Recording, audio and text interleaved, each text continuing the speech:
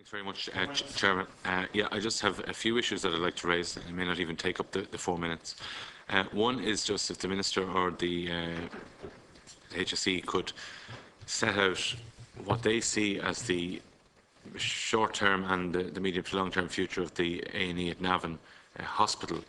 Certainly, there seems to be a lot of mixed messages about it. One day it's staying, and then the next day it's going to be turned into a minor injury unit. We know what the overall plan is. And related to that, I suppose the question is the regional hospital for the North East in any way still on the agenda for the government and or the HSE? The other issue that I'd like to raise is just, again, it's a Meath issue. It's something that we really shouldn't be raising here, but the Department of Health and the HSE has responsibility, and that's the provision of preschool SNAs in County Meath.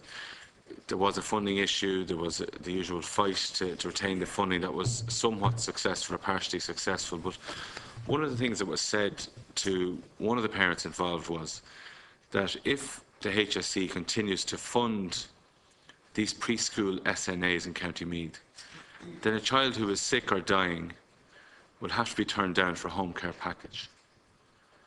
And that immediately brought to mind the whole Soliris issue a few months ago, when the HSE was very open, saying that somebody else would have to lose because of an alleged winner in that case, in terms of the allocation of resources.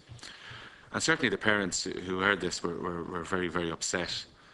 It has caused just consternation. I mean, they certainly don't want to see one child being pitted against another. I just thought it was a terrible way to be dealing with matters. Yes, there are resource allocation issues, absolutely, but this wasn't a new funding stream. This was merely the continuation of a previous funding stream that in an era when we were told that the cutbacks had actually ended. I'd also like some commentary, please, on the lifetime community rating, and maybe from the Minister, and how that interacts with how the age-related penalties now interact with the provision of universal health insurance. There was a lot of confusion. I certainly had a lot of questions about that. The department seemed to be very clear that this will be, this won't apply in the event of universal health insurance. And I suppose the question would be, does that indicate that the prospect of universal health insurance is in fact less likely because of this policy being implemented, which seems to be necessary to prop up what is in effect the current system?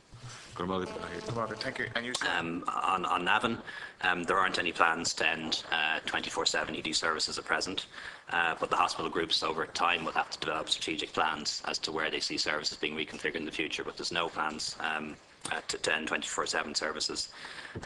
On the issue of the regional hospital in the North East, a regional hospital in the North East might make sense, but only makes sense if you close or downgrade all the existing ones.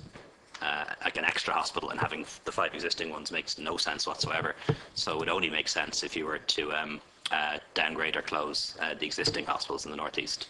And that obviously would be a difficult decision and a controversial decision, I imagine, politically. And secondly, it would be questionable because we're putting a lot of resource into the Lourdes at the moment, and to build a regional hospital in Navan and then to downgrade or close the Lourdes, you'd have to wonder whether that was a good idea. So at the moment it's not being pursued, and there isn't anything in the budget for it, but it's certainly not ruled out as a possibility in the future. On UHI, I think I mentioned earlier that number of people with health insurance increased by 80,000 so far this year, 76,000 signed up in the last few weeks.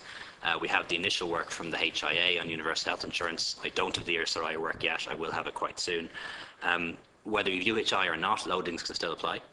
You can do it either way. You can say that we have UHI now and it's compulsory, so there are no loadings, or you could still choose to apply loadings to those who did not have health insurance for a period of time before, because you want to give some reward to people who actually did pay into the system up until now. So, is that different to what the department was saying before? Yeah, it is. Yeah, it is different because you could do it either way. You could bring in UHI and have no loadings, or you could bring in UHI and have loadings.